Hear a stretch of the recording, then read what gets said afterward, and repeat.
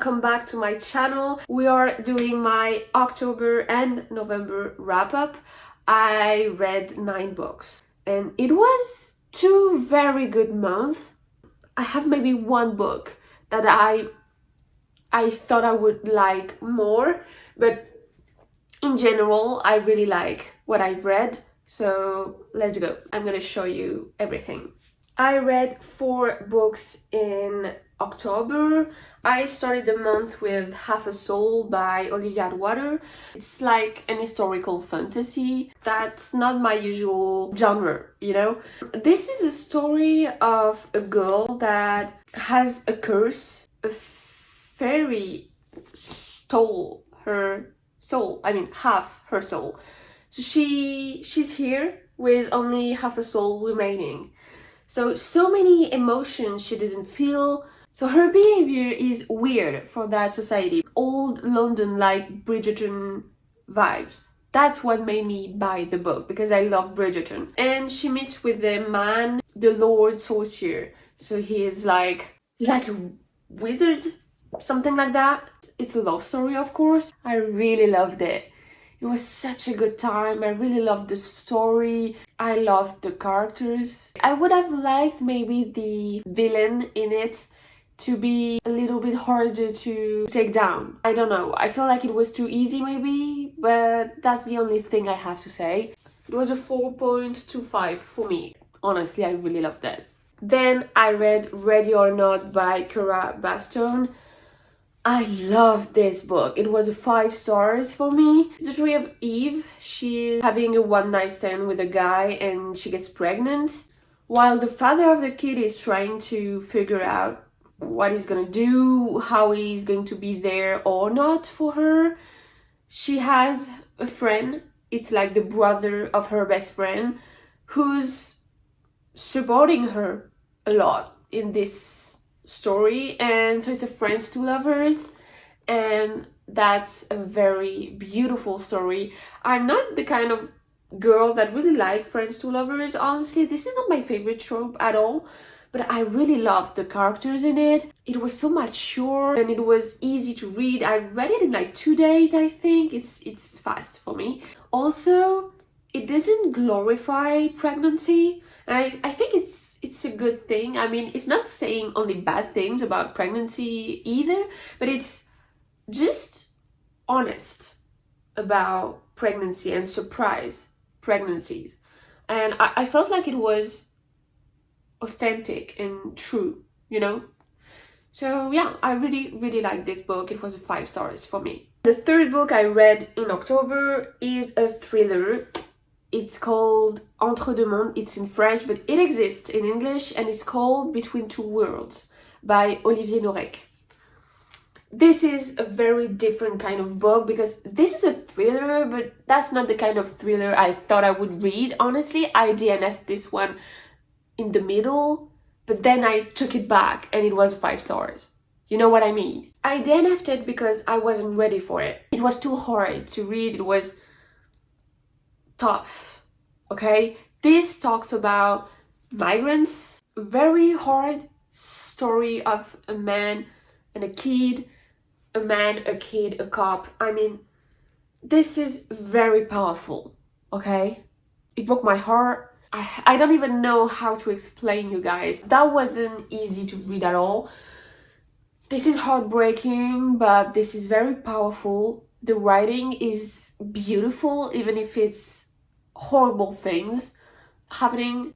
It's not for everyone, honestly, and I would have liked to be aware of that before reading it. It is worth it, but be ready. That was 5 stars. The last book of October was like 6 stars read, you guys. So good. One True Loves by Taylor Jenkins Reid. It was the first time I was reading a book by her.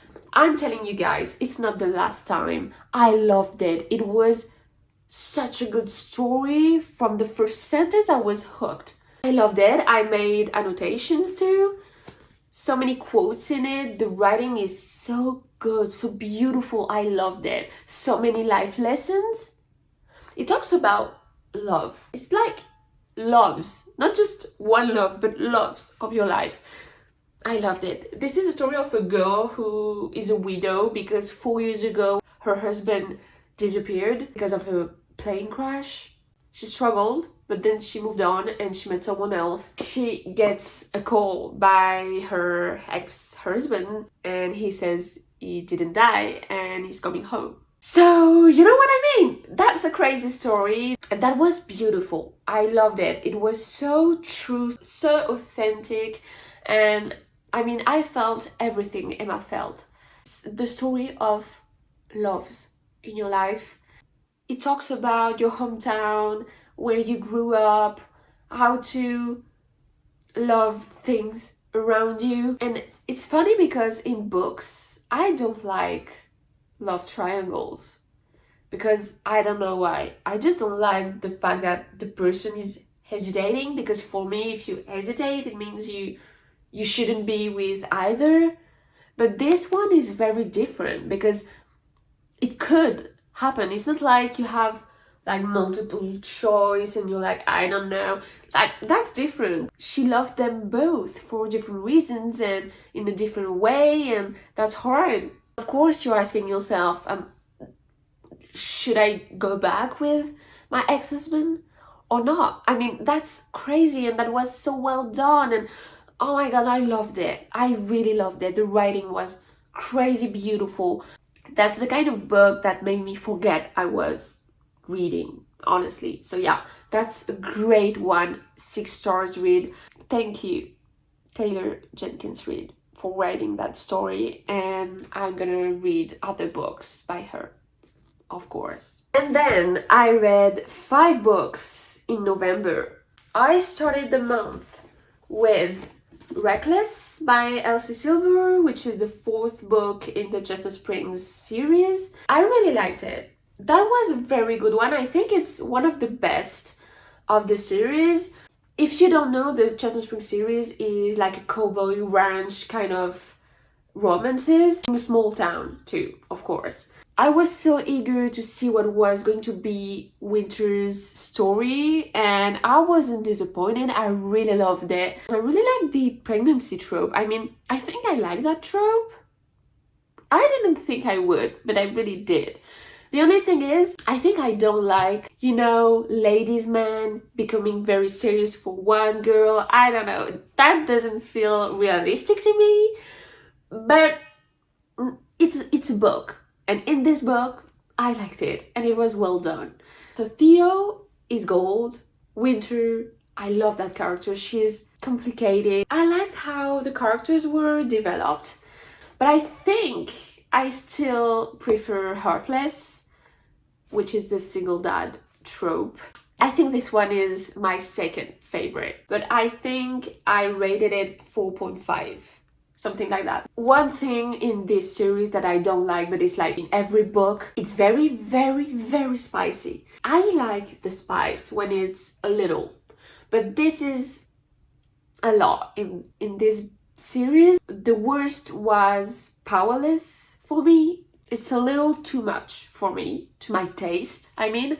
And in this one, the smut was okay, but I think the dirty talk at any time, that bothers me a little, because when you're in the middle of a beautiful moment, a very cute one, or like a serious one, they are having a very serious conversation, and there is dirty talk in the middle,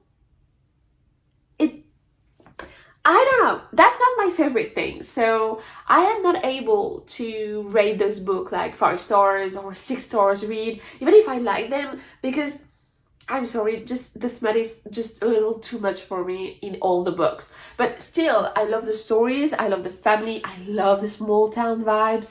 So yeah, 4.5. Then this is my least favorite book of all the books I've read. Love Light Farms. I liked it, but I don't know. This is the story of a girl that owns a tree farm, and the tree farm is not going well. There are so many little problems. It's like someone is sabotaging everything. something's not right with the farm. And so she enters a contest. She's an influencer and she's going to come and see the place, and if she wins she can have a big amount of money and visibility and new visitors and all that kind of things. Stella enters the contest, but she lies a little bit in her description. She says that she bought the farm with her boyfriend because she wanted to make it cute. She wanted to make it like romantic, so she lied because she doesn't have a boyfriend.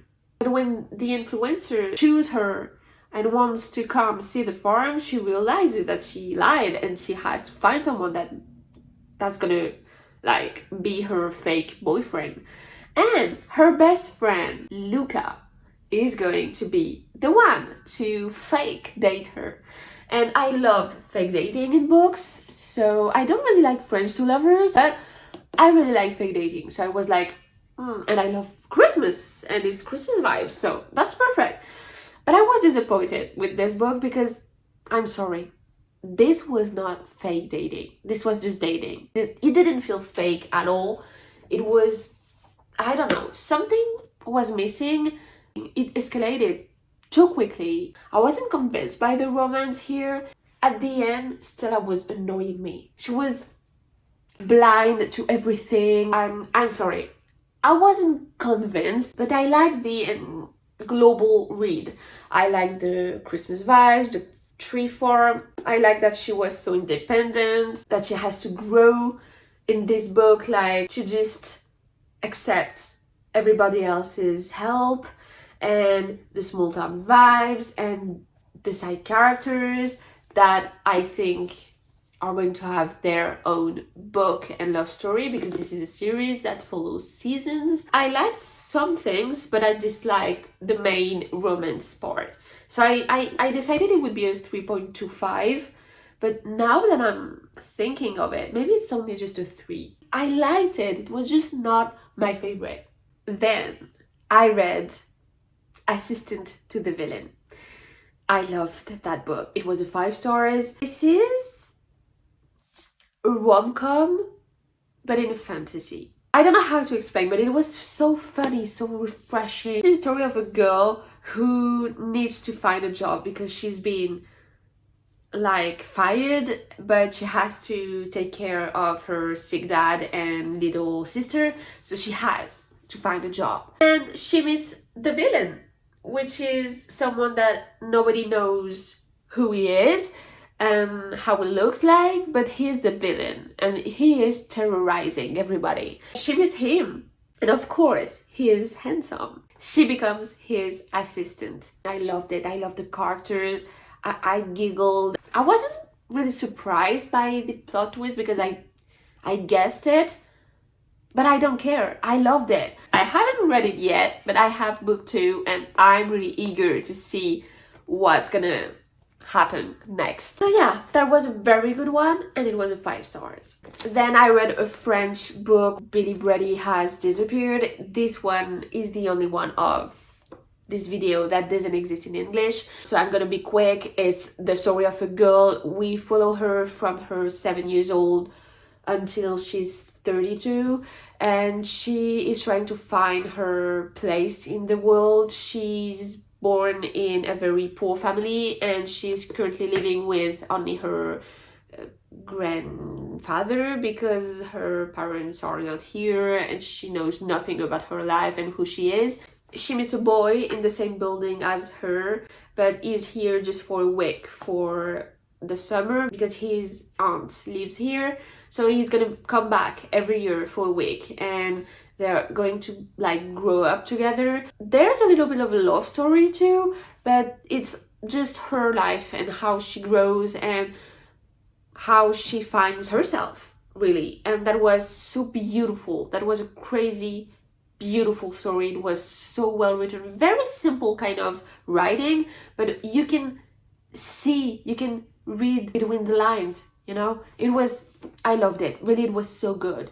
I wish that everybody could find someone that loves them as Maxime loves her. I loved it. 5 stars. And then last book of the month of November, I read Divine Rivals. big romantic girly. I am not used to that genre, and I loved it. That was a 5 stars, maybe 4.75. I don't really know, but I loved it. This is a story of rivals. They are rivals in life because they both want the same job. They want to be columnist at a gazette. So they are fighting for the job in real life. They are connected by typewriters that are magic. So when they type, the letters just are sent magically to each other. But she doesn't know that it's him that's talking to her by letters, but he knows it's her. Rivals in real life, but a very strong connection in the letters. And also, there's a war between gods. We are gonna follow them through it. They both have family histories that are quite difficult, and I love that. So yeah, I love the characters. I love the fan family for her. I was scared it was going to be like him, like always saving her, like cliche, you know? But that wasn't it at all, because she saved him a lot of times. So I don't know, I just loved it. I loved them. That's funny because that's the kind of book that I wanted to take my time with. I didn't want it to end. I wanted to stay with them, to stay with that world and that people. And I don't know, but I was so eager to see how it was going to end. And I enjoyed it so much. And the writing was beautiful. I also saved some quotes. I mean, I loved it. And I'm eager to read book 2. That was all the books I read in October and November. 9 books is a lot because I think I'm a slower reader because I read in English and this is not my native language. But that was such a good month. I mean, maybe you feel like I'm giving 5 stars to everything, but I'm not at all. So that was crazy good reads and the 2 crazy good months. I'm so happy and I really wish December is going to be that good. Tell me everything about what you read and what you're gonna read in December. I'm very curious about that. I'll see you in the next one. Bye bye.